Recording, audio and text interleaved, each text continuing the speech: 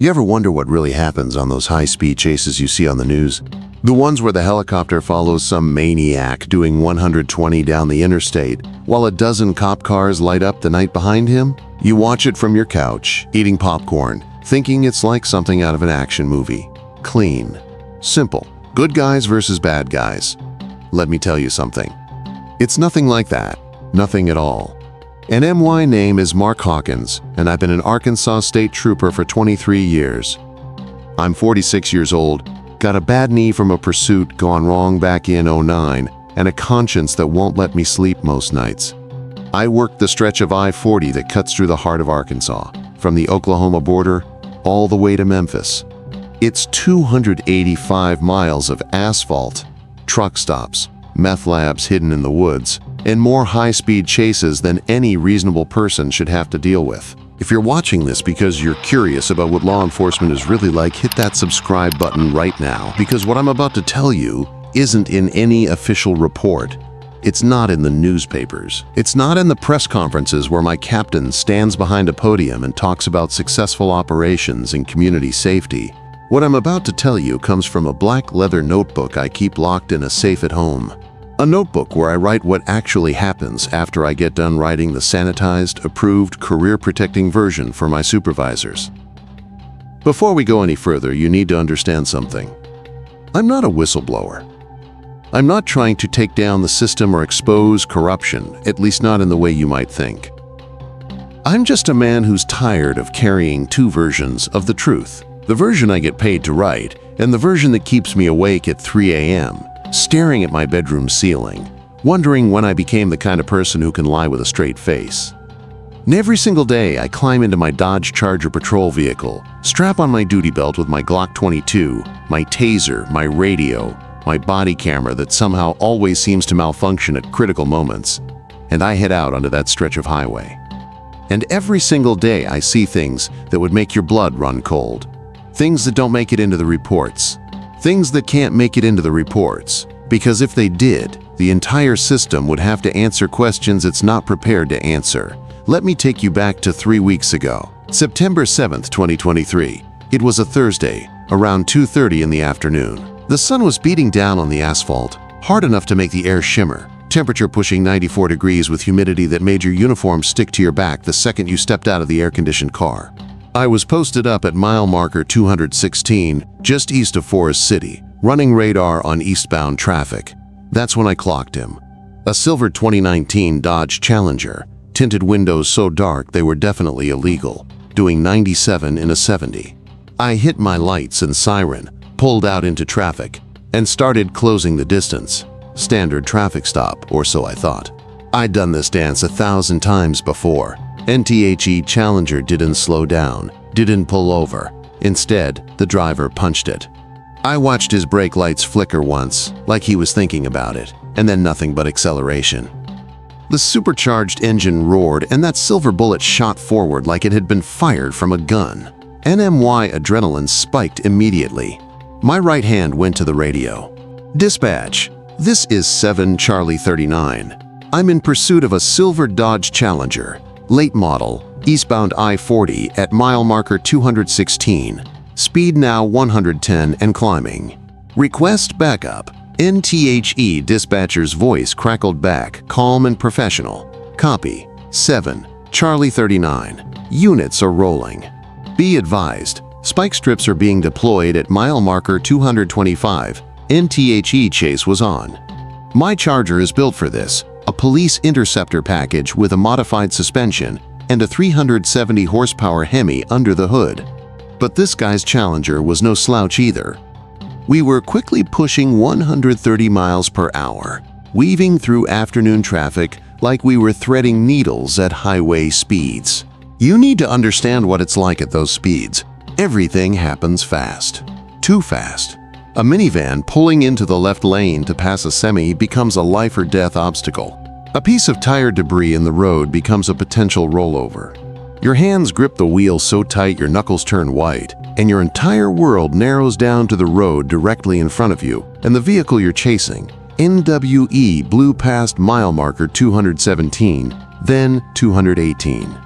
Other motorists were pulling to the right, some of them anyway. Others just froze, uncertain what to do when they saw us coming up behind them at 140 miles per hour. I saw a Honda Civic nearly clip a pickup truck as it swerved out of our way. NTHE Challenger driver was good. Too good. He anticipated traffic patterns, finding gaps that shouldn't have existed, moving through them with precision that suggested this wasn't his first rodeo. We passed mile marker 220, and I could see another state police unit pulling onto the highway ahead, lights flashing, taking up pursuit position. N. 7 Charlie 39. This is 7 Charlie 42. I've got your 6, came the voice of Trooper Danny Reeves over the radio. Danny's a good cop, 10 years younger than me, still believes the badge means something. And copy that, 42. Subject is approaching spike strip deployment zone, and mile marker 225 was coming up fast. I knew there'd be units positioned there with spike strips across the road, ready to shred this guy's tires and end the chase. But something felt wrong. The way this driver was moving, the way he'd stayed so calm and controlled at these insane speeds, it didn't feel like someone who was going to fall for a standard interdiction technique. At mile marker 224, the Challenger suddenly cut across 3 lanes of traffic, shot across the grass median in a spray of dirt and grass, and ended up heading westbound in the eastbound lanes. Wrong-way traffic, one of the most dangerous things you can encounter on a highway. Jesus Christ! Danny's voice exploded over the radio. He's going the wrong way. All units, subject is westbound in the eastbound lanes. N cars were scattering, some pulling onto the shoulder, others slamming on brakes, creating a chaos of smoking tires and honking horns.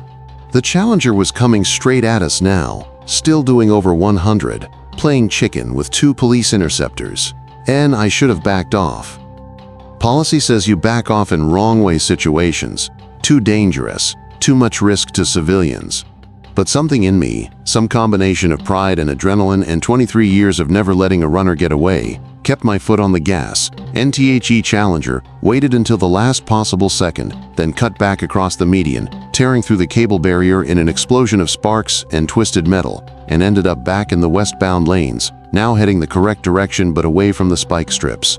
He's westbound now, passing mile marker 223, I called out, following him through the gap he'd created in the median. My Charger bounced violently as I crossed the uneven ground, my head hitting the roof despite my seatbelt. Danny was right behind me. NWE were back in pursuit, now heading west. The Challenger had put some distance between us during that maneuver, maybe a quarter mile ahead. But we were closing again.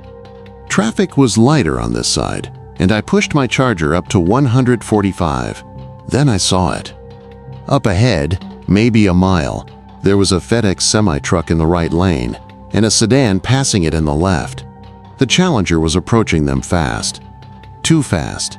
There was no gap, no room to pass. NTHE driver didn't slow down. He aimed for the shrinking space between the 2 vehicles. I held my breath. There was no way, no possible way he'd fit. NHE fit. With maybe 6 inches on either side, that silver Challenger threaded through like a bullet through paper. The sedan jerked to the left in surprise. The semi drifted right, and both drivers probably needed clean pants after that. But he made it through. Did you see that? Danny's voice was a mix of awe and horror. That's not just some punk kid running from a traffic stop. That's professional driving. NHE was right. This wasn't normal. This was someone with training, someone who'd done this before, someone who knew exactly what they were doing behind the wheel. NWE passed mile marker 220, then 219. The chase had been going on for almost 10 minutes now. In pursuit terms, that's an eternity. Every second increases the danger, increases the chance of someone getting hurt or killed. On 7 Charlie 39, be advised, unit is deploying spike strips at mile marker 215. Dispatch informed me, uncopy. Subject is approaching mile marker 218 now. But this driver seemed to know. About a half mile before the spike strip location, the Challenger suddenly cut onto the exit ramp for Highway 284, taking the turn at a speed that should have flipped the vehicle. The car went up on two wheels, I swear to God, leaning at an impossible angle, and then somehow came back down on all fours and accelerated down the exit ramp. I followed, my Charger's tires screaming in protest, my stomach lurching as we took the turn. Danny was right behind me. We were now on a two-lane state highway heading south into an area of dense woods and scattered small towns. NTHE speeds dropped a bit, the winding road making 140 impossible, but we were still doing over 90 on roads designed for 55. The Challenger took a hard right onto County Road 447, a narrow rural road that cut through farmland and forest. This is where it gets bad, where the truth starts to separate from what I'd write in my report. Because what happened next, officially, was that the suspect lost control of his vehicle on a sharp curve, crashed into a tree, and was taken into custody after a brief foot pursuit. That's what my report says. That's what Danny's report says. That's what the local sheriff's department's report says. Clean. Simple. Textbook pursuit ending. NBUT. Here's what actually happened. N County Road 447 runs for about 8 miles through some of the most isolated parts of St. Francis County. Thick woods on both sides, the occasional farmhouse set way back from the road, nobody around for miles. The Challenger was about 200 yards ahead of us, kicking up dust as he flew down this dirt and gravel road. Then, at a point about 4 miles in, where the road makes a sharp left turn around a dense section of pine forest, the Challenger didn't slow down enough. He went wide on the turn, 2 wheels going off the road onto the soft shoulder, and that was it. At 80 miles per hour, the moment you hit that soft dirt, physics takes over. The car started to spin, rotating counterclockwise, and then it left the road completely, went airborne for maybe 30 feet, and slammed driver's side first into a massive oak tree. NTHE impact was catastrophic. The sound of it, metal and glass and plastic exploding against wood, was something I'll never forget. Danny and I slammed on our brakes, our vehicles skidding to a stop maybe 50 yards from where the Challenger had come to rest. And I was out of my car immediately, weapon drawn, approaching the wreck. Steam was pouring from the crushed engine compartment. The driver's side was completely caved in, wrapped around that tree. No way anyone survived that. NBUT, then I heard it. A groan. Movement from inside the vehicle. Suspect is still alive. I called out to Danny. Call for medical now. And I reached the car and looked through the shattered passenger window. The driver was a Hispanic male, maybe late 20s. Lean build, wearing a black t-shirt now soaked in blood. His left arm was bent at an angle that made my stomach turn. But he was conscious, his eyes open and focused on me. Don't move. I told him. Ambulance is coming. That's when I saw it. In the back seat, partially visible through the gap between the front seats, were packages. Lots of them, wrapped in brown paper, duct-taped, professional packaging. I knew exactly what they were. I'd seen them 100 times before. Methamphetamine. Probably 40, maybe 50 pounds of it. Street value, easily over $1 million. NBUT. That's not the bad part. The bad part was what happened next. Because before medical arrived, before the sheriff's deputies who'd been called for backup arrived, before anyone else got there, I heard vehicles approaching from the direction we'd come from. 2 black SUVs, no lights, no sirens, just rolling up fast. They stopped about 30 yards back from the crash site. 4 men got out, dressed in plain clothes, tactical vests, weapons visible. They didn't identify themselves. They didn't show badges. They just walked up like they owned the place. NTHE lead guy, tall, maybe 50, gray haircut, military short, looked at the wreck, looked at me and said 4 words. "We'll take it from here. Who are you?" I asked, my hand instinctively moving toward my weapon. "Federal Task Force. This is our operation. You can clear the scene. This is my pursuit, my arrest," I said. "I need to see credentials." NTHE man stared at me for a long moment, then pulled out a badge holder. "DEA, Drug Enforcement Administration. You've done good work, trooper. We'll take the subject and the evidence into federal custody. You'll receive commendation letters." But right now, we need you and your partner to clear the scene. Something about it felt wrong. Everything about it felt wrong. But what was I going to do?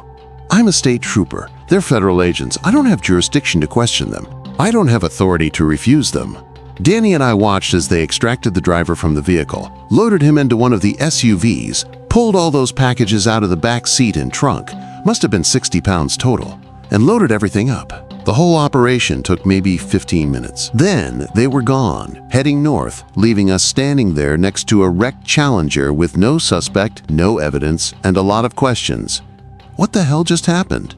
Danny asked, and I don't know, I said. But I did know. I knew exactly what happened.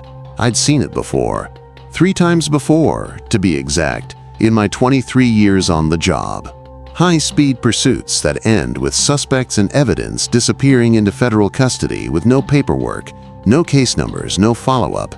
NWE waited for medical anyway, even though there was no longer anyone to treat. When the ambulance arrived, we told them it was a false alarm, suspect transported by federal agents. The EMTs looked confused, but didn't ask questions. You learn not to ask questions in this job. And back at the station 3 hours later, I sat at my desk in front of a computer, staring at the blank incident report form on the screen. This is where I'm supposed to write the truth. This is where I'm supposed to document what happened, who took custody, case disposition. But I'd already gotten a call from my captain. Brief. To the point. Mark Hawkins, the pursuit this afternoon. Write it up as suspect fled on foot after crash. Evaded capture in wooded area. Case remains open, suspect at large. Keep it simple. But sir, federal agents took him into custody, and there was evidence. No Hawkins. Simple report. Subject fled. That's an order. NSO. That's what I wrote. I wrote that the silver Dodge Challenger crashed on County Road 447. The driver fled on foot into the woods, and despite an extensive search involving K-9 units, which never actually happened, the suspect eluded capture. Vehicle was impounded. No contraband found inside. Case remains open. And I filed the report, logged off my computer, and drove home. My wife Karen was already asleep. It was almost 11 p.m. I went into my home office, opened the safe behind my desk, and pulled out the black leather notebook. The one I've been keeping for 7 years now, ever since the first time I saw evidence and suspects vanish into federal custody with no explanation. And I opened to a fresh page and wrote the date, September 7th, 2023. And then I wrote what really happened. Every detail. The Hispanic male driver. Professional level driving skills. Approximately 60 pounds of methamphetamine. 4 DEA agents in 2 black SUVs with no lights or markings. The driver taken into federal custody with no paperwork provided to state police.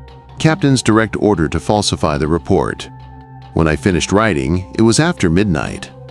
I sat there, staring at the words on the page, feeling that familiar weight in my chest. The weight of knowing that the job I thought I was doing, protecting and serving, upholding the law, was something different, something I didn't fully understand, something that required me to lie in official documents and tell the truth only in a notebook that would never be read by anyone but me. And I closed the notebook, locked it back in the safe, and went to bed. Karen was still asleep, breathing softly. I lay there in the dark, staring at the ceiling, thinking about that driver. Where was he now? Was he even still alive? Would he face charges? Would any of this ever see the light of day? NTHE answer I already knew was no. It would disappear like all the others before it. And tomorrow, I'd wake up, put on my uniform, strap on my duty belt, and do it all over again. The night run, when the highway becomes a graveyard. Some nights, the highway feels alive. Not in a good way, in the way a predator feels alive when it's hunting. The asphalt breathes, the darkness between the streetlights pulses, and every set of headlights coming toward you could be the last thing you ever see. On October 12th, 2023 was one of those nights. It was 11:47 p.m., and I'd been on shift since 3 p.m. My lower back ached from sitting in the Charger for 8 hours. My eyes were scratchy from staring at taillights, and I'd already written 6 speeding tickets to truckers who thought the posted limits were suggestions. Just another Thursday night on I-40 Malai was posted at mile marker 193, just west of Brinkley, in the median crossover where I could watch both eastbound and westbound traffic. The night was cold for October, maybe 48 degrees, and a thin fog was starting to roll in from the fields on either side of the highway. The kind of fog that makes distance judgment tricky, that turns taillights into red smears and headlights into approaching ghosts. That's when I saw them. Two vehicles, westbound, running together. A black Chevy Tahoe in front and a white Ford F-250 pickup behind it, both doing at least 95, maybe 100. They were moving in formation, the pickup staying exactly 3 car lengths behind the SUV, both vehicles weaving through the sparse late-night traffic with coordinated precision, and I hit my radar. 103 miles per hour. Both vehicles locked together at the same speed. This wasn't two random speeders. This was organized, coordinated. Professional.ni flipped on my lights and sirens and pulled out into westbound traffic. The moment my lights came on, both vehicles accelerated. Hard. I watched their taillights pull away from me as I pushed my Charger up to 110, then 115.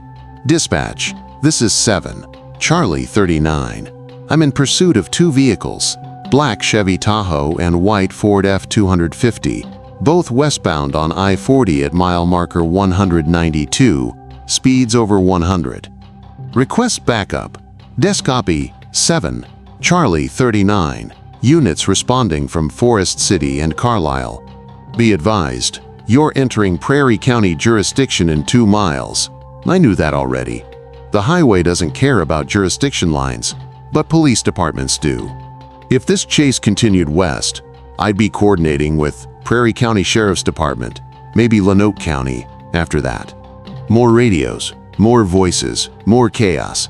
NTHE fog was getting thicker now, reducing visibility to maybe a quarter mile.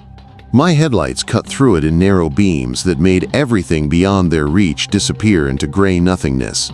The Tahoe and pickup were maybe 200 yards ahead, their taillights glowing like red eyes in the mist. NWE passed mile marker 190. Traffic was light, thank God, maybe one vehicle every half mile. A semi-truck in the right lane saw my lights and started pulling over. The Tahoe cut around it on the right shoulder, kicking up gravel and dust. The pickup followed immediately, perfectly synchronized, and I followed, my Charger bouncing as I hit the rough shoulder at 120 miles per hour. My teeth rattled, my grip on the wheel tightened, and I felt that familiar rush of adrenaline mixed with fear that comes with high-speed pursuits. You're trained for this. You practice it, but nothing really prepares you for the reality of hurtling down a highway at speeds where one wrong move, one blown tire, one moment of inattention means you're dead. And 7 Charlie 39, what's your status? Dispatch's voice crackled through my radio. And westbound, passing mile marker 189, suspects maintaining speed over 115. Visibility is deteriorating due to fog. Requesting air support, and negative on air support. 7, Charlie 39. Fog is too thick. Ground units only, NOF course. The one time I needed the helicopter, weather grounded it. NTHE Tahoe suddenly cut across both lanes and took the exit for Highway 49 South, the pickup right behind it. I followed, my tires screaming as I took the exit ramp at a speed it wasn't designed for. The Charger's suspension groaned, the rear end started to slide, and for a moment I thought I was going to lose it. But I corrected, feathered the throttle, and straightened out at the bottom of the ramp. NWE were now on a 2-lane state highway heading south into rural Prairie County. No streetlights out here. Just darkness and fog and the narrow cone of my headlights showing me a road that twisted through farmland and patches of forest. NTHE speeds dropped to around 90 due to the curves, but that was still suicidal on roads like this. The Tahoe's driver knew what he was doing, though. Every turn was smooth, controlled, tires gripping right at the edge of adhesion but never breaking loose. Then I saw something that made my blood run cold. As we came around a sharp right-hand curve, my headlights caught a reflective sign. Bridge out ahead, 2 miles, detour right. Dispatch, be advised, Highway 49 has a bridge closure ahead. Suspects are continuing southbound toward closure. Copy, 7 Charlie 39. Prairie County units are setting up roadblock north of the bridge. Then BUT. These guys weren't going to hit any roadblock. I could feel it. They knew exactly where they were going. At the 1-mile marker before the bridge, there was a dirt road on the right, barely visible, leading into a dense section of woods. The Tahoe took it without slowing. The pickup followed, and suddenly we were on a narrow dirt track, tree branches scraping both sides of my Charger as I followed them in. This was bad, really bad. Rural dirt road, night, fog, no backup close enough to matter. This was how officers got killed. NMY radio crackled. 7. Charlie 39, what's your location? And I grabbed the mic. I'm on a dirt access road off Highway 49, approximately 1 mile north of the bridge closure, heading east into wooded area. I've lost visual on suspects due to dust and fog. NTHAT was partially true. The dust kicked up by their vehicles combined with the fog had created a brown-gray curtain I could barely see through. I was following their taillights more by instinct than sight. NTHE dirt road opened up into a clearing, an old farmstead, abandoned by the look of it. Collapsed barn on one side, farmhouse with boarded windows on the other. And in the middle of the clearing, both vehicles had stopped. I slammed on my brakes, my Charger skidding to a stop about 50 yards away from them. My hand went to my weapon, but I didn't draw. Not yet. I hit my spotlight, illuminating both vehicles. NTHE doors opened. 4 men stepped out. 2 from the Tahoe, 2 from the pickup. All of them were Hispanic, mid-20s to early 30s, wearing jeans and dark jackets. None of them appeared armed, but in the dark and fog, I couldn't be sure. I grabbed my radio. Dispatch. I have 4 suspects exiting vehicles at an abandoned farmstead off Highway 49. Send backup to my location immediately. Copy. 7 Charlie 39. Units are en route. ETA, 8 minutes. 8 minutes might as well be 8 hours in a situation like this. I activated my body camera and stepped out of my vehicle, weapon drawn but pointed low. State police, get on the ground. Now. NTHE 4 men didn't move. They just stood there, staring at me through the fog and spotlight glare. Then, one of them, the tallest, maybe 6 feet 2, raised his hands slowly. Officer, we're not armed. We're not resisting. We'll comply. NHI's English was perfect. No accent. That surprised me. On the ground, all of you. Now. They complied, slowly, methodically, lying face down in the dirt with their hands behind their heads. Too calm. Too practiced. This wasn't their first time being stopped by police. And I approached cautiously, my weapon trained on them, my flashlight sweeping across their bodies looking for weapons. Nothing visible. I called for them to keep their hands where I could see them as I got closer. That's when I heard the engines, not from the direction I'd come from deeper in the woods. Multiple vehicles, heavy ones, approaching fast. 3 large pickup trucks emerged from a trail on the far side of the clearing, their headlights cutting through the fog. They formed a semicircle around me and the suspects. Then men started getting out. 8 of them, maybe 10, all wearing tactical vests, carrying AR-15 rifles. Dressed in civilian clothes, NMY heart was pounding. This was an ambush. I'd been led into an ambush. I raised my weapon toward the approaching men. Identify yourselves. I'm a state trooper and backup is en route. One of the men stepped forward, hands visible, weapons slung across his chest. He was older, maybe 50, with a weathered face and a salt and pepper beard, and Trooper Hawkins, lower your weapon, were federal agents. DEA task force. These 4 individuals are part of an ongoing investigation. Show me credentials, I demanded, my weapon still raised. NTHE man slowly pulled out a badge holder and held it up. Even in the spotlight and fog, I could see the gold DEA badge. Federal Len, These suspects just led me on a 15-mile high-speed chase endangering civilians. They're under arrest. Negative, trooper. They're cooperating informants in a major drug trafficking investigation. They were running because they thought a cartel enforcement team was following them. They didn't realize it was law enforcement until they stopped, and I stared at him. That's bullshit. They knew I was law enforcement the second I lit them up. The DEA agent stepped closer, his voice lowering. Trooper, you've done good work. You pursued suspects who appear to be fleeing. But this is a federal operation that's been running for 8 months. These 4 men are providing intelligence on cartel operations in Memphis and Little Rock. If you arrest them, if you put this in a report, you compromise the entire investigation and you put their lives at risk. And I looked at the 4 men still lying on the ground. They weren't moving, weren't protesting. They were just waiting, like they knew exactly how this would play out. And I have dashcam footage. I have a pursuit. I have to write a report. NTHE DEA agent nodded. Write your report. Vehicle pursuit on Highway 49. Suspects fled into wooded area. You lost visual contact due to fog and terrain. Suspects escaped. We'll handle the vehicles. They'll be found abandoned tomorrow morning in a different county. And I looked around at the other agents, all of them armed, all of them watching me. Then I looked back down the dirt road where my backup would be arriving any minute. My backup is almost here. We'll be gone before they arrive. This clearing will be empty except for you. You lost the suspects in the fog. That's what happened. NHE was giving me an order disguised as a suggestion.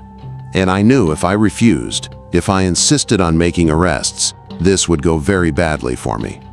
Not physically, they weren't going to hurt a state trooper. But my career would be over. A phone call to my captain. A transfer to the worst district in the state. Or maybe just a quiet investigation into my conduct, something fabricated, something that would end with me resigning. And I'd seen it happen to other officers who asked too many questions. NMY radio crackled. 7 Charlie 39. This is 7 Charlie 28. We're 1 mile from your location. What's your status? And I looked at the DEA agent. He nodded once, and I keyed my radio. This is 7 Charlie 39. Suspects fled on foot into the woods. I've lost visual contact. Set up a perimeter on Highway 49, but approach my location with caution. Suspects may still be in the area. And copy 7 Charlie 39. Nkai, and I lowered my weapon. The DEA agent signaled to his men, and within 60 seconds, all 4 suspects were loaded into the back of one of the pickup trucks. The Tahoe and F-250 were being hooked up to tow straps attached to the other trucks. NTHE DEA agent walked past me, paused, and said quietly, "You're a good cop, Hawkins. Don't make this harder than it needs to be." Then they were gone, disappearing back down the trail they'd come from, leaving me standing alone in an empty clearing as the fog swirled around me. Backup arrived 3 minutes later. Trooper Mike Lansing and Prairie County Deputy Sheriff Tom Briggs. They found me standing next to my Charger, holstering my weapon, looking into empty woods. "Where'd they go?" Mike asked. "Lost them in the fog," I said.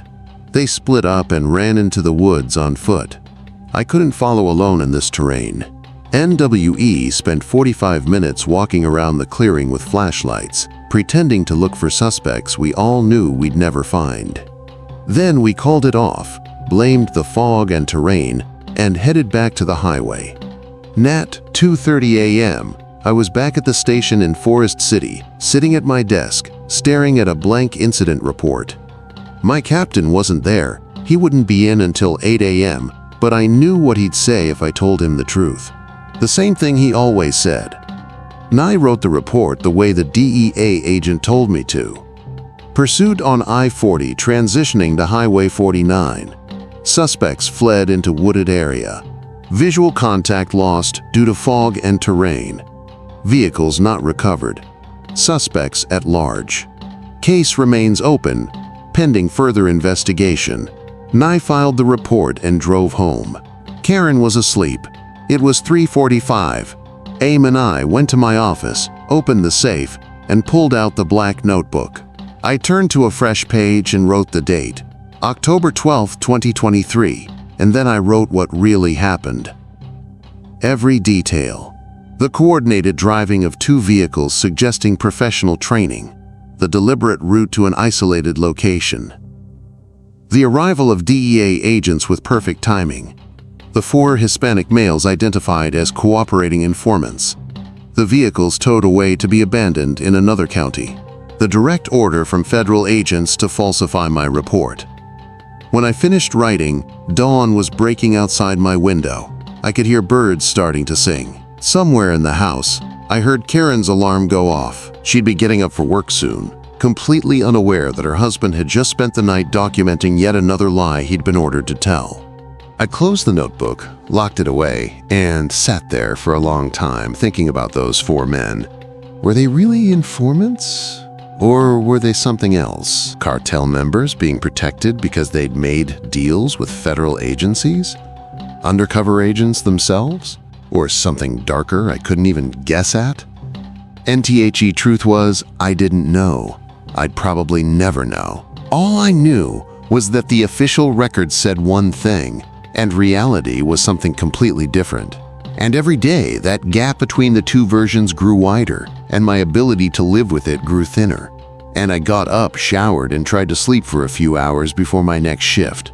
But sleep didn't come easy. It never did anymore. Not when you spend your nights chasing ghosts and your mornings writing fiction. You're required to call facts. And in the family van, when innocence becomes collateral damage, there are pursuits you forget the moment you file the paperwork.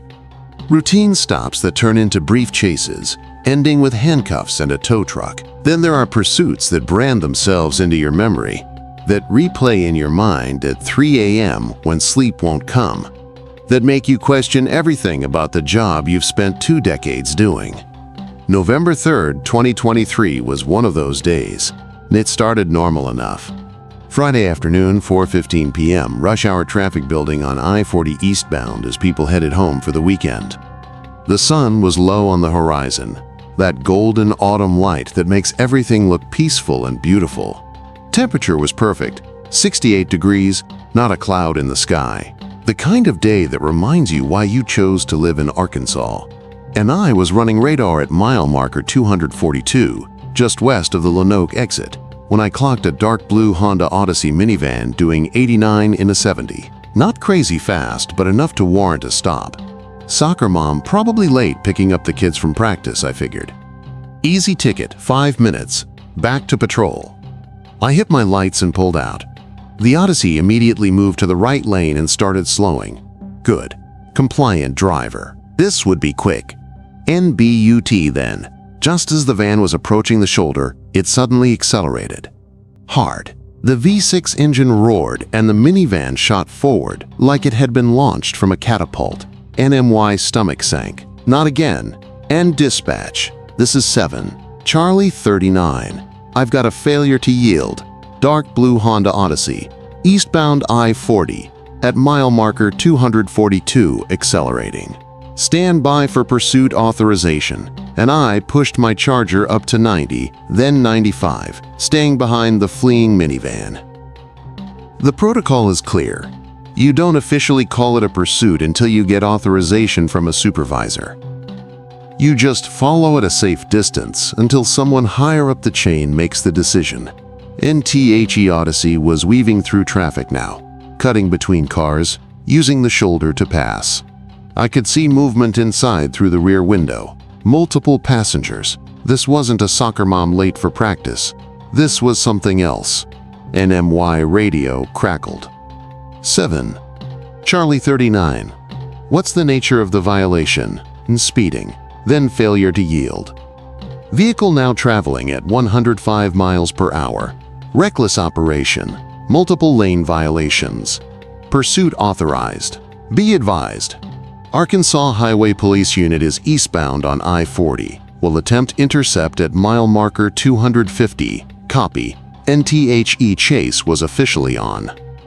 I activated my dashcam audio and started my verbal log. Pursuing dark blue Honda Odyssey, Arkansas plates. Eastbound I-40, speed now 110. Light traffic conditions. Dry pavement.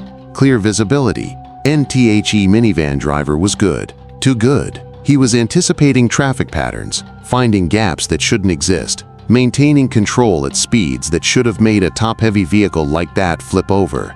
We passed mile marker 245, then 247.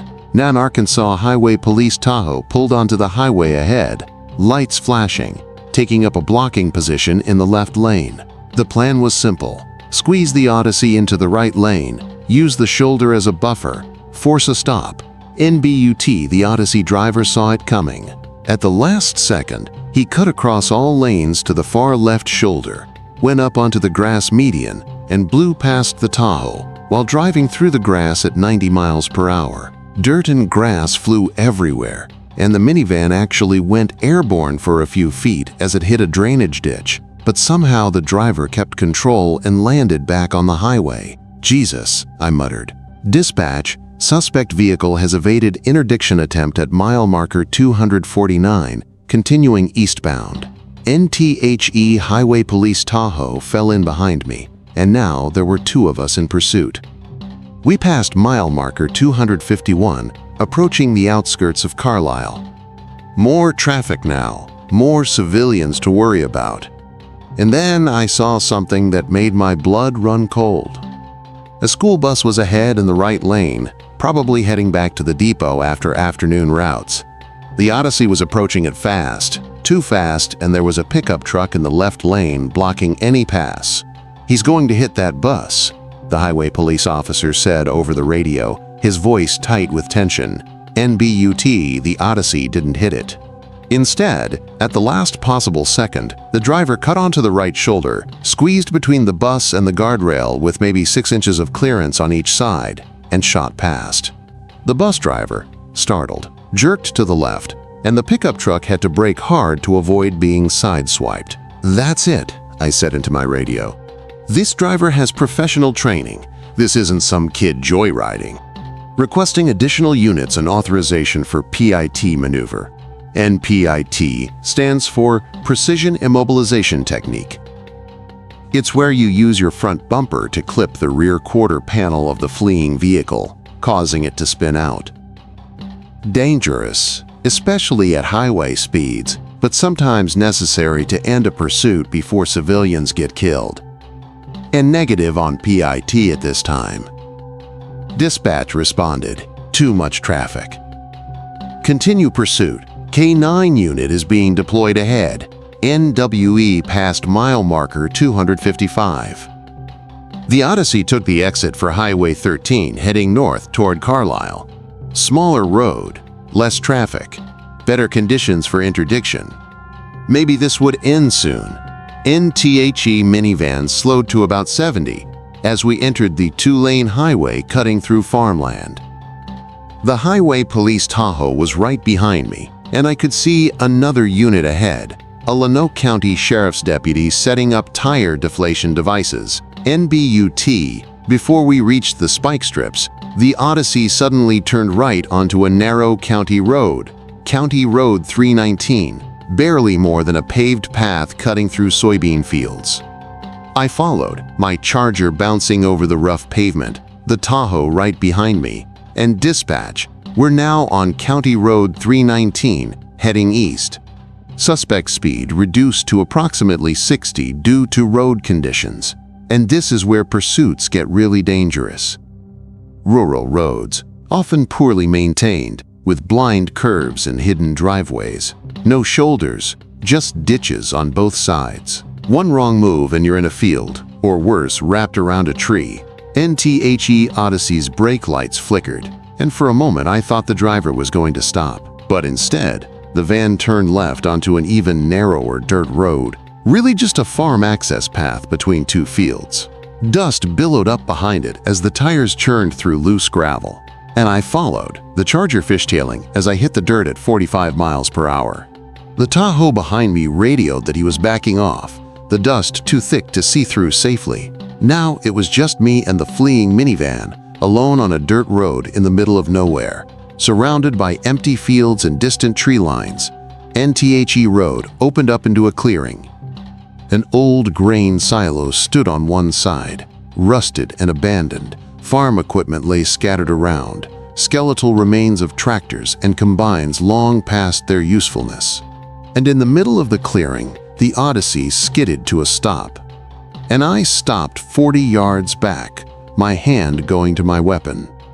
My heart was pounding, adrenaline surging through my system. This was the moment. The moment where you find out if this is going to end peacefully or turn into something much worse. NTHE driver's door opened. A man stepped out, hands raised. Hispanic, maybe 35 years old, wearing jeans and a flannel shirt. He looked scared but compliant. Then the sliding door on the side of the van opened. 2 more men got out, also Hispanic, younger, maybe mid-20s. They also raised their hands. NBUT.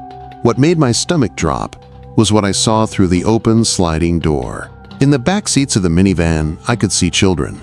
2 of them, maybe 8 and 10 years old, a boy and a girl, huddled together, crying. "Get on the ground," I shouted, my weapon drawn, approaching cautiously.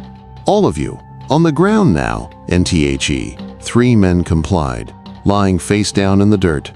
I could hear the children crying inside the van, terrified. "Dispatch. I have 3 suspects in custody at an abandoned farm site off County Road 319. Be advised, there are 2 juvenile children in the vehicle, approximately 8 and 10 years old. Request immediate backup and child services, and copy 7, Charlie 39. Units are en route. ETA 6 minutes, NSI X minutes." I was alone with 3 suspects and 2 terrified children. I approached the van carefully, keeping my weapon trained on the man on the ground. "It's okay," I called out to the children in the van. "I'm a police officer. You're safe now. Just stay in the van, okay? Help is coming." NTHE little girl was sobbing, clutching her brother. They both looked genuinely terrified. Not of me, but of something else, something I didn't understand yet. That's when I heard the vehicles approaching. Multiple engines, heavy trucks, coming from the same direction we'd come from. My backup arriving fast, I thought. But when the vehicles emerged from the dust cloud, my blood ran cold. 3 black Chevy Suburbans. No lights, no markings, just rolling in like they owned the place. This was becoming a pattern I was really starting to hate. Men got out, 8 of them, all wearing tactical vests, carrying rifles, dressed in civilian clothes. And leading them was a face I recognized.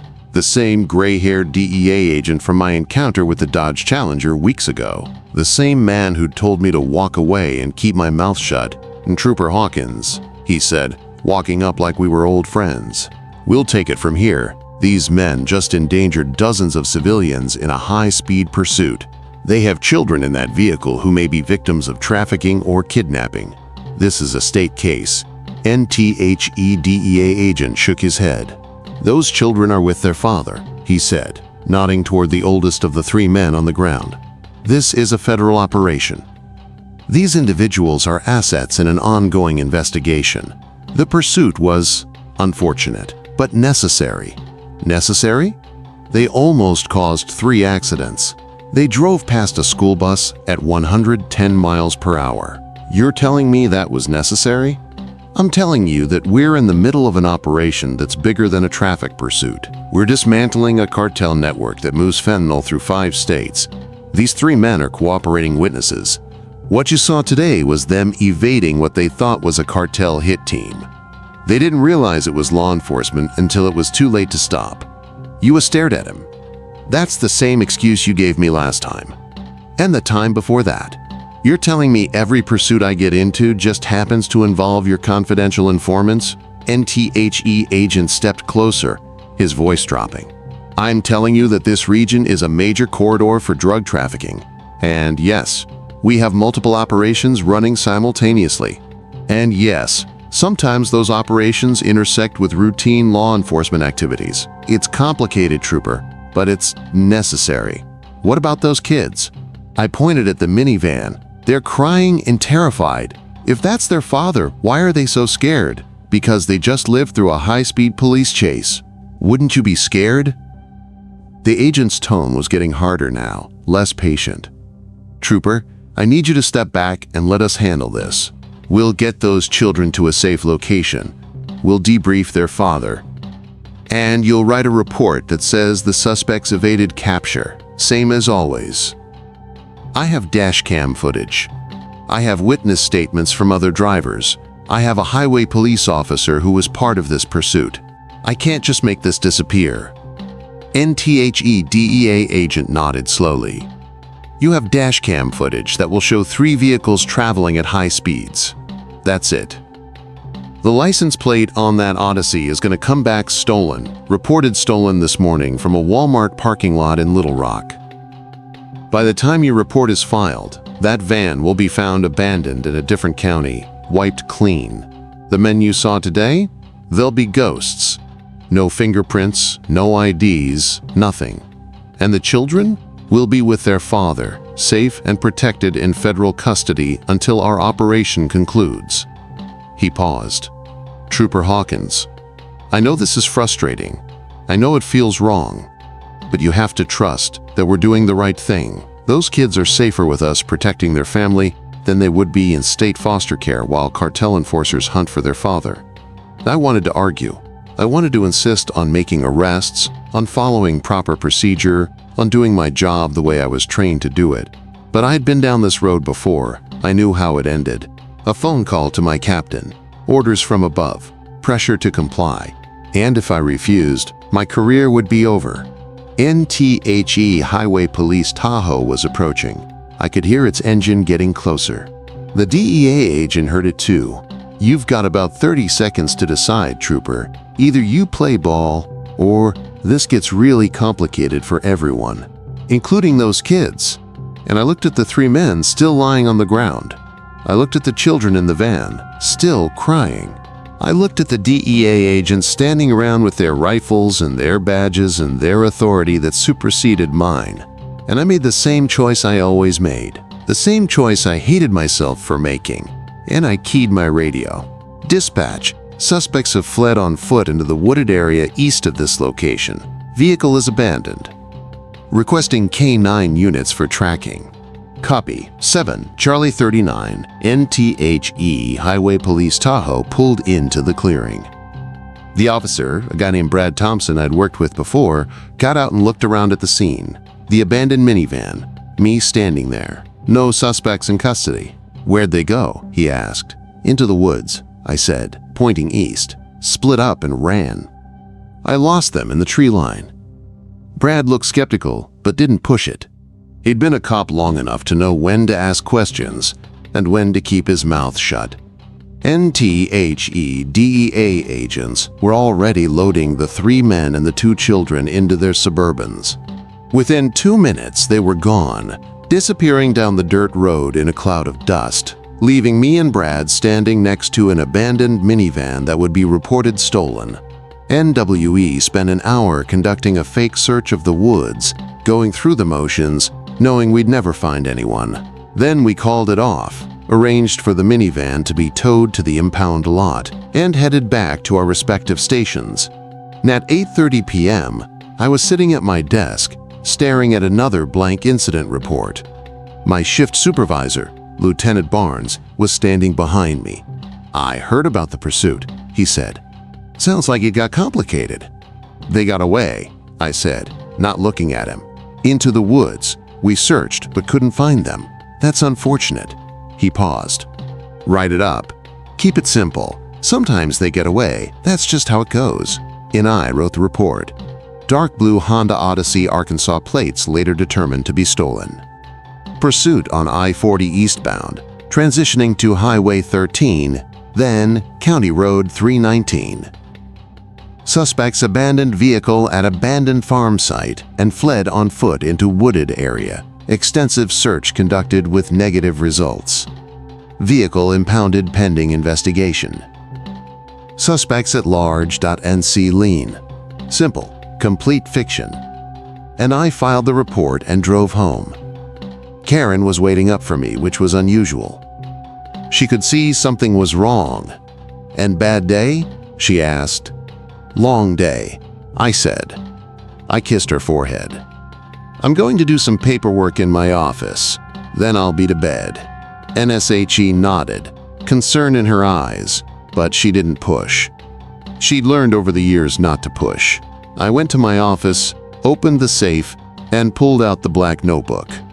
I turned to a fresh page and wrote the date, November 3rd, 2023. Then I wrote what really happened, every detail. The high-speed pursuit of a minivan with children inside. The 3 Hispanic males who surrendered without resistance.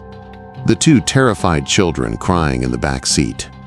The arrival of DEA agents claiming the suspects were confidential informants. The father supposedly fleeing from cartel enforcers. The children taken into federal custody with no documentation. The direct order to falsify my report and claim the suspects escaped. NBUT this time, I wrote something else. Something I'd been thinking about for months but had been too afraid to put into words. And I wrote, how many of these federal operations are legitimate? How many of these confidential informants are actually protected criminals? How many children have been taken into federal custody with no oversight, no documentation, no accountability? And what happens to them? And I wrote, I've been a state trooper for 23 years. I became a cop because I believed in justice, in law and order, in protecting innocent people from bad people. But every week now, I'm ordered to protect bad people from justice. I'm ordered to lie in official documents. I'm ordered to let criminals walk free because they're supposedly cooperating with federal agencies I can't verify or question. And I wrote, those kids today. I keep seeing their faces. They were terrified, not just scared from the chase, terrified of something deeper. And I let them be taken away by men who showed me a badge and told me to trust them. What if I was wrong? What if those weren't DEA agents? What if those children are in danger right now, and I'm the only one who knows they existed? And I wrote, I don't know how much longer I can do this. I don't know how much longer I can carry 2 versions of reality. The official version, where everything is procedure and protocol and successful operations. And the real version that I write in this notebook at 2 a.m. while my wife sleeps, and I try to convince myself that I'm not complicit in something terrible. When I finished writing, the sun was starting to rise. I'd been at my desk all night, putting words to fears I'd been avoiding for years. I closed the notebook, locked it away, and sat there in the quiet morning light, feeling more lost than I'd ever felt in my life. Somewhere out there, 2 children were with their father, or so I'd been told. Somewhere out there, federal agents were running operations I wasn't allowed to question. Somewhere out there, the truth existed. NBUT. I'd never find it. Because I'd made the choice to look away, to write the lies, to cash my paycheck and keep my mouth shut, and sleep in my comfortable bed with my comfortable life built on a foundation of comfortable lies. And that's the real truth. The one I can barely stand to face. I'm not a victim of a corrupt system, I'm a participant. Every time I write a false report, every time I let suspects disappear into federal custody, every time I choose my career over my conscience, I'm making a choice. And I just wish I knew if it was the right one. The breaking point, when silence becomes betrayal. There comes a moment in every officer's career when you have to decide what kind of cop you're going to be. Not the kind they train you to be at the academy. Not the kind your captain tells you to be. But the kind you can live with when you look in the mirror at 3 a.m. and ask yourself if you're still one of the good guys. NFOR me. That moment came on December 18th, 2023. It was a Monday, freezing cold, temperature hovering around 28 degrees with a wind chill that cut through your uniform like a knife. I'd been on shift since 6 a.m., working the morning commute on I-40, and by 10:30 a.m. I was ready for coffee and maybe some breakfast at the truck stop near Hazen. That's when the call came through. All units, be on the lookout for a stolen white Lexus RX 350, reported taken at gunpoint from a residence in North Little Rock approximately 45 minutes ago. Suspect is described as a white male, 30s, armed and dangerous. Last seen heading eastbound on I-40. Arkansas plates David Charlie, 7492. NI was positioned at mile marker 216. the same spot where that silver Challenger chase had started months ago. I acknowledged the bolo and started watching eastbound traffic more carefully. Carjacking with a weapon meant this wasn't just a traffic stop waiting to happen. This was a violent felony. This was someone who'd already shown willingness to threaten or hurt people to get what they wanted. NTEN. Minutes later, I spotted it. White Lexus RX 350, eastbound, middle lane, doing about 75. Close enough to the limit that it wasn't obvious, but I could see the plate. David Charlie, 7492 NMY. Pulse quickened. This was different from all the other pursuits. This wasn't some federal informant running drugs. This wasn't some coordinated cartel operation. This was a real criminal, a violent offender who'd terrorized someone in their own home. This was the kind of arrest I'd signed up for 23 years ago, and I radioed it in, my voice calm and professional, despite the adrenaline starting to pump. Dispatch, this is 7 Charlie 39. I have visual on the stolen Lexus, eastbound I-40 at mile marker 217. Requesting backup before I initiate stop. And copy, 7 Charlie 39. Units are rolling from Forest City and Brinkley. Stand by for backup. And I stayed behind the Lexus, maintaining distance, watching. The driver wasn't speeding, wasn't driving erratically, just blending in with traffic. Smart. If I hadn't been looking for that specific plate, I never would have noticed him. NTWO. Minutes later, an Arkansas Highway Police unit pulled up behind me. Trooper Sarah Mitchell, good cop, 7 years on the job. Her voice came through the radio. 7 Charlie 39. This is AHP 15. I'm your backup. Ready when you are. And copy. Initiating stop now. And I hit my lights and siren. For about 3 seconds, the Lexus maintained speed. Then the driver made his choice. The SUV accelerated hard, cutting across 2 lanes and onto the right shoulder, kicking up debris as it shot past a line of slower traffic. We're in pursuit, I called out. Suspect is fleeing eastbound on I-40, speed now 95 and climbing. Here we go again, I thought. Another chase, another report. Another chance for federal agents to show up and make it all disappear. NBUT this time felt different. This time I wasn't going to let them. NTHE Lexus pushed past 100, weaving through traffic with less skill than the other drivers I'd chased. This wasn't a professional. This was someone running on fear and desperation. More dangerous in some ways, less predictable. NWE passed mile marker 220, then 225. Sarah was right behind me in her Tahoe, maintaining pursuit position.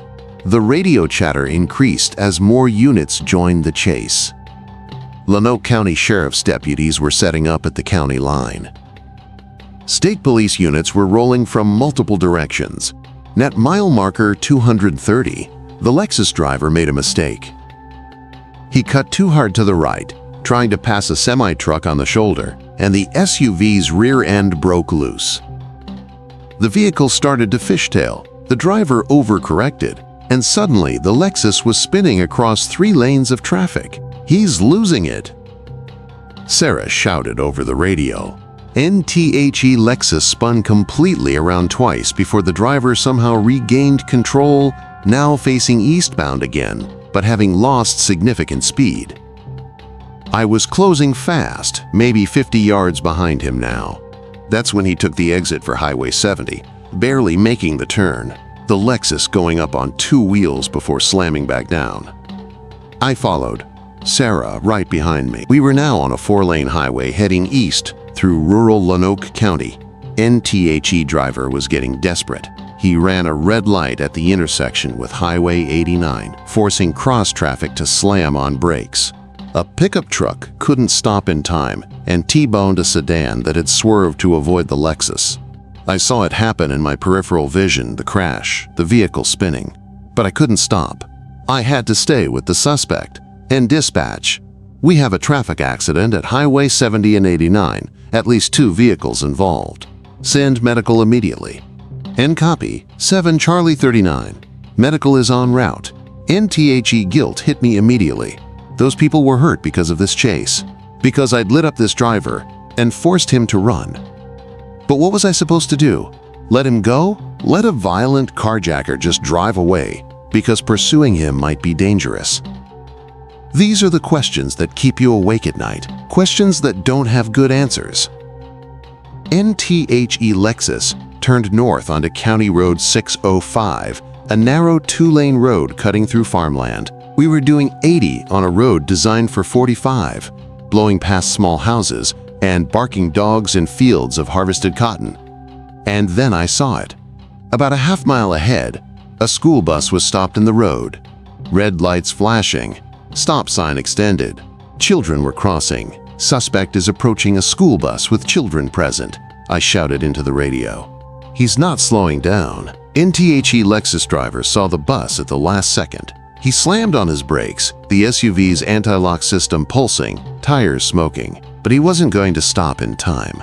And at the last possible moment, he cut into the oncoming lane and blew past the stopped bus on the left side.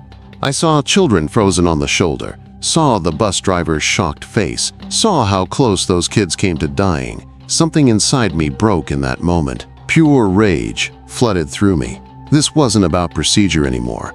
This wasn't about jurisdiction or federal task forces or career preservation.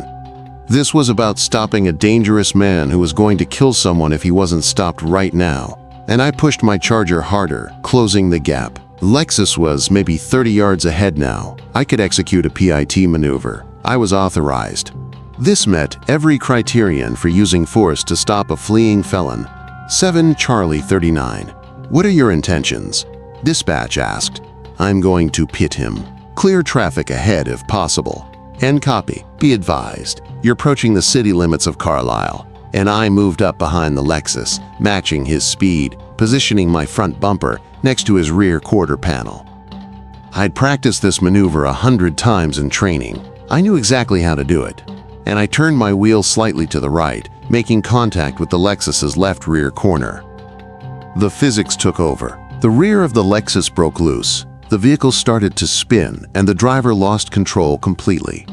NTHE SUV rotated counterclockwise, left the road, went up a slight embankment, and rolled. Once, twice, 3 times, glass and metal exploding outward until it came to rest on its roof in a drainage ditch. And I slammed on my brakes, my Charger skidding to a stop 40 yards from the wrecked Lexus. Sarah's Tahoe stopped behind me. We were both out of our vehicles immediately, weapons drawn, approaching the wreck. Smoke and steam poured from the crushed engine compartment. The roof was completely caved in. All the windows were shattered. And hanging upside down in the driver's seat, held by his seatbelt, was a white male, maybe 35 years old, blood streaming down his face from a gash in his forehead. Suspect is still in the vehicle, I called out. Approaching now, and I reached the driver's door, or what was left of it, and looked inside. The man was conscious but dazed, his eyes unfocused. Blood dripped from his face onto the crushed roof below him. Don't move, I told him.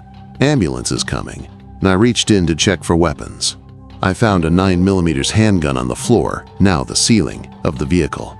I secured it, then started trying to figure out how to extract him safely. His seatbelt was the only thing keeping him from falling onto his head. Sarah was on the radio calling for medical and fire rescue. We'd need extraction equipment to get him out safely. That's when I heard them. The vehicles approaching. My stomach sank even before I turned around and saw them. 3 black SUVs, no lights, no markings.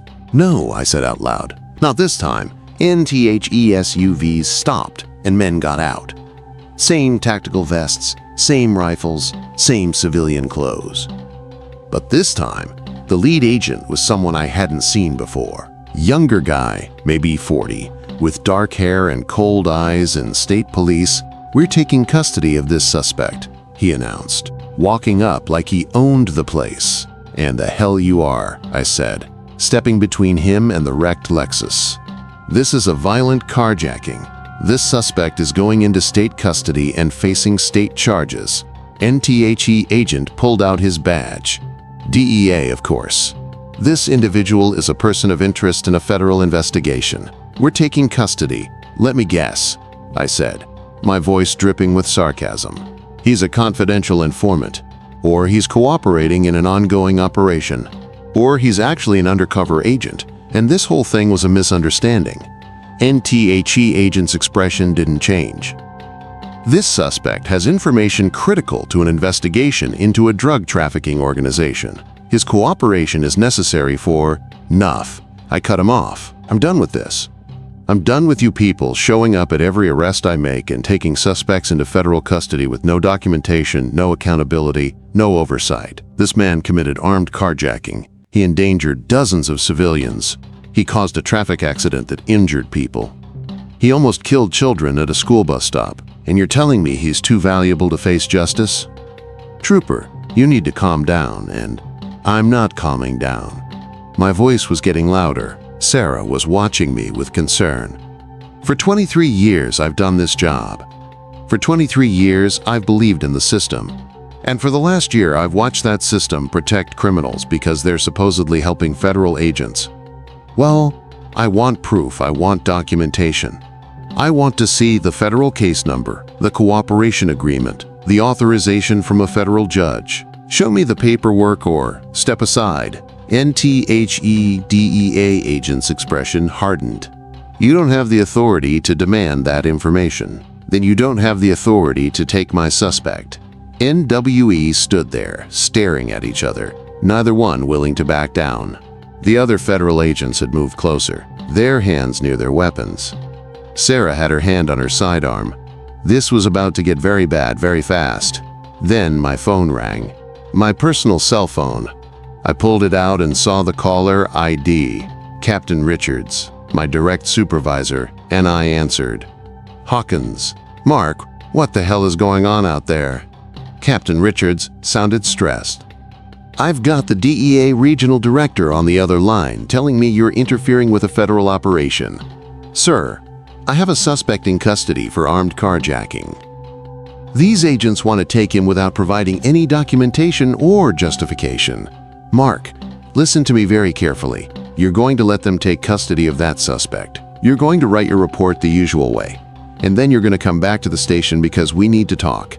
Sir, this isn't right. This man needs to face charges for what he did today. Mark, I'm not asking. That's a direct order. Release the suspect to federal custody and return to the station. Now, NHE hung up.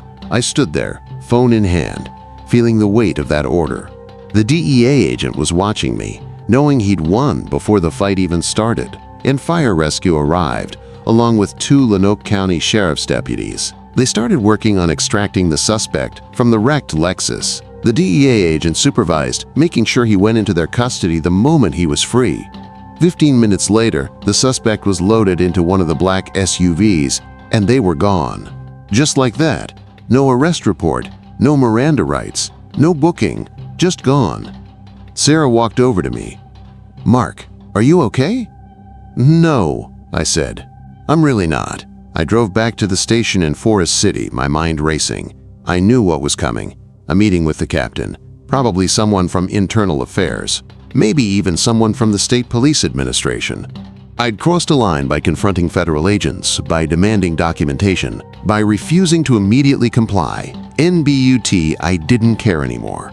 I was done being complicit. When I walked into the station at 2:30 p.m., Captain Richards was waiting in his office with 2 other men I didn't recognize. One was wearing a suit, probably a lawyer. The other was in uniform with rank insignia I couldn't quite make out from the doorway. Close the door and sit down, Hawkins, Captain Richards said. I did. The suited man spoke first. Trooper Hawkins, I'm Robert Chen, an attorney with the State Police Legal Department. We've been reviewing your activities over the past several months, and we have some concerns. Here it comes, I thought. The reprimand. Maybe suspension. Maybe termination, and you've been involved in 4 high-speed pursuits in the last 90 days, Chen continued. In each case, suspects either evaded capture or were transferred to federal custody with minimal documentation. Your reports have been inconsistent. Inconsistent how? Vague, lacking detail, almost deliberately incomplete. He pulled out a folder. For example, in your report from September 7th, you state that a suspect fled on foot after a vehicle crash. But we have no description of the suspect, no evidence collected from the vehicle, no follow-up investigation. It's as if you wrote the report knowing it would never be pursued. And I said nothing. What could I say? NTHE uniformed officer spoke up. Trooper Hawkins, I'm Major Douglas from Internal Affairs. We've also received reports that you've been making inquiries about federal operations, asking questions about DEA task forces, and generally expressing skepticism about interagency cooperation. Is that accurate? I've asked questions when situations didn't make sense to me, yes, sir. And today, you directly confronted federal agents and refused a direct order from your captain to release a suspect into their custody. I delayed compliance while seeking clarification of authority, sir. I was concerned about proper procedure. Major Douglas nodded slowly, concerned about procedure, or concerned that something improper was happening. This was it. The moment where I either kept playing the game or told the truth and accepted the consequences. Siege, and I took a deep breath. Sir, with respect, in my 23 years as a state trooper, I've never seen anything like what I've witnessed in the past year. Suspects with obvious criminal activity being released into federal custody with no documentation. High-level professional drivers evading capture with skills that suggest training. Children being taken into custody with no child services oversight. And every time I ask questions, I'm told to write vague reports and forget about it. NTHE room was silent. Captain Richards looked uncomfortable. Chen, the lawyer, was taking notes. Major Douglas just stared at me with an unreadable expression. So you believe there's some kind of conspiracy? Major Douglas asked, Anne, I believe there's something happening that I don't understand, and that concerns me as a law enforcement officer. Let me help you understand, Major Douglas said, leaning forward. What's happening is that federal agencies, primarily the DEA, are running complex long-term investigations into drug trafficking organizations. These investigations sometimes require allowing low-level operatives to continue functioning in order to gather intelligence on higher-level targets. It's not conspiracy. It's strategy. Strategy that involves letting violent criminals walk free. Strategy that involves making difficult choices about which criminals to prosecute now versus which organizations to dismantle completely. He paused. Trooper Hawkins, you're a good cop. You've got an excellent record. But you're thinking too small. You see a carjacking, you want to make an arrest. Federal agents see a carjacker who knows the locations of 5 stash houses and the identities of 20 traffickers. Which serves justice better? One arrest or taking down an entire network? It sounded reasonable when he said it like that, almost convincing. But I thought about those children crying in the back of that minivan. I thought about the man I'd PI'd Ted today, who'd almost killed kids at a school bus stop. Where was the line? So what happens now? I asked. Captain Richards spoke up. You're going to take a week off. Mandatory administrative leave, full pay. When you come back, you're being transferred to training division. No more patrol, no more pursuits. You'll teach at the academy. That's a demotion. That's a reassignment. Chen, the lawyer, corrected, with no loss of pay or benefits, and no disciplinary action on your record. In exchange, you agree to stop asking questions about federal operations and to accept that there are aspects of law enforcement that operate beyond your need to know. And if I refuse, then we investigate whether your vague reports constitute falsification of official documents, Major Douglas said coldly, which is a felony. And we examine whether your confrontational behavior with federal agents constitutes obstruction of justice, also a felony. You'd lose your badge, your pension, and possibly your freedom. There it was, the choice. Play along and keep my comfortable life, or fight and lose everything. I need time to think about it, I said. You have until the end of your administrative leave, Captain Richards said. 1 week. Make your decision. I left the station at 4 p.m., got in my personal truck, and drove home. Karen could tell immediately that something was wrong. What happened? I've been put on administrative leave. I told her. They want to transfer me to a desk job. And why? I couldn't tell her. Not all of it. Conflict with federal agents. It's complicated. NTHAT night. After Karen went to bed, I sat in my office and opened the safe. I pulled out the black notebook and read through every entry I'd written over the past months. All the pursuits, all the lies, all the questions. Then I started writing again, but this time I wasn't just documenting what happened. I was trying to figure out what I was going to do about it. And I wrote, I have a choice to make. I can accept the transfer, stop asking questions, and live the rest of my career teaching rookies how to do a job I'm no longer allowed to do. Or I can refuse, face the consequences, and probably lose everything. And I wrote, but there's a third option. I can take this notebook, make copies, and send it to journalists, to watchdog organizations, to anyone who might care that law enforcement in Arkansas has been compromised by federal agencies operating with no oversight. And I wrote, that option probably ends with me in prison. Or worse, but it also might expose something that needs to be exposed. It might protect people who need protecting. It might mean my career and my freedom were sacrificed for something more important than my comfortable life. And I sat there for hours, staring at those words, trying to decide what kind of man I wanted to be, what kind of cop, what kind of person. And as the sun started to rise, I still didn't have an answer.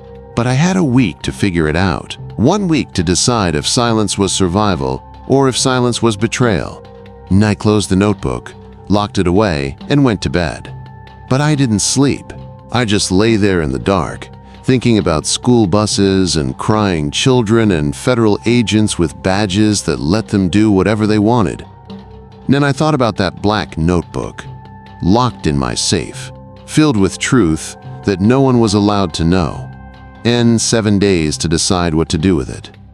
7 days to figure out if I was brave enough to tell the truth or if I was just another cop who'd learned to live with lies.